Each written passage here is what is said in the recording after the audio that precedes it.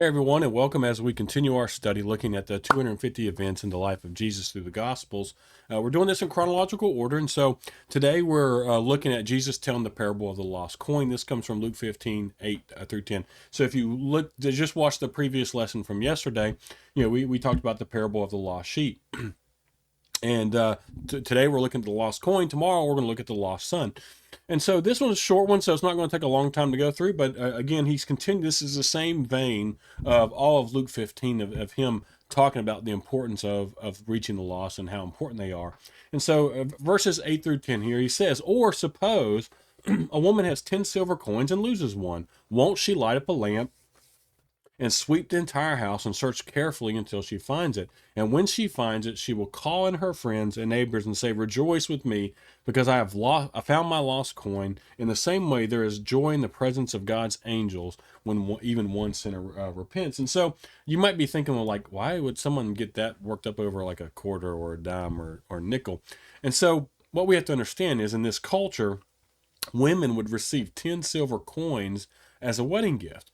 And so besides their monetary value at the time, they had a very sentimental value as well. It's very similar to like a wedding ring. And so it was something that was very sentimental, and to lose one would be extremely distressing. You wanted to hold on to those. They, just like we do today with things from our weddings and things that are sentimental, we hold on to them. And so, if she lost it, one of these coins, then she's going to scour the entire house looking for it. And then she's going to celebrate when she finds it. She's going to let her friends know and let everyone know, hey, I found this thing that was greatly valuable to me. And so, just as this woman would rejoice at finding her lost coin, so the angels would rejoice over a repentant sinner. And that's the thing. That's what Jesus is talking about. And so, each individual is precious to God, and he grieves over every loss. So and rejoices when one is of the children is found and brought into the kingdom. And so, I've kind of I hit on this in the last video. It's like perhaps we would have more joy in our churches if we share Jesus's love and concern for the lost, right? Digital, just diligently seeking after them and rejoicing when they come to the Savior. Because again, right, sometimes there's not a lot of rejoicing, and even in some instances, in some cases, like showing emotion and showing a lot of like is even frowned upon. You're not allowed to do that, or you're it's like supposed to be very stoic, and it's like, no, that's not. Heaven's not going to be stoic. Heaven's not going to be. I mean, I don't think that, I talked about this. The angels aren't up there golf clapping and being like, no, they're rejoicing. They're celebrating like we would, if our favorite team won something, or something like that. And so we need to show that same sort of enthusiasm and rejoicing and emotion in our churches. And we've got to start doing that. And it's important, because if the angels are doing it, then we should be doing it for sure here on earth.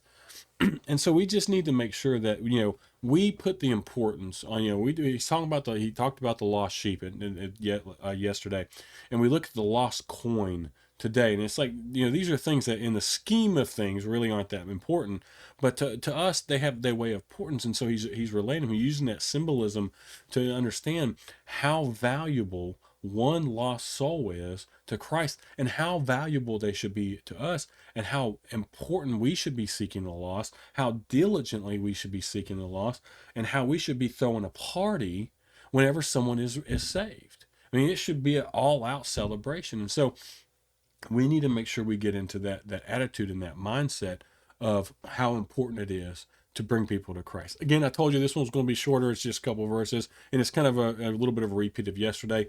But as always, I appreciate everyone for watching. If you find these useful, please share them. If you know, if you like them, if you like what we're doing here, please subscribe to our channel. We're going to continue to produce more and more content. As always, I appreciate everyone for watching.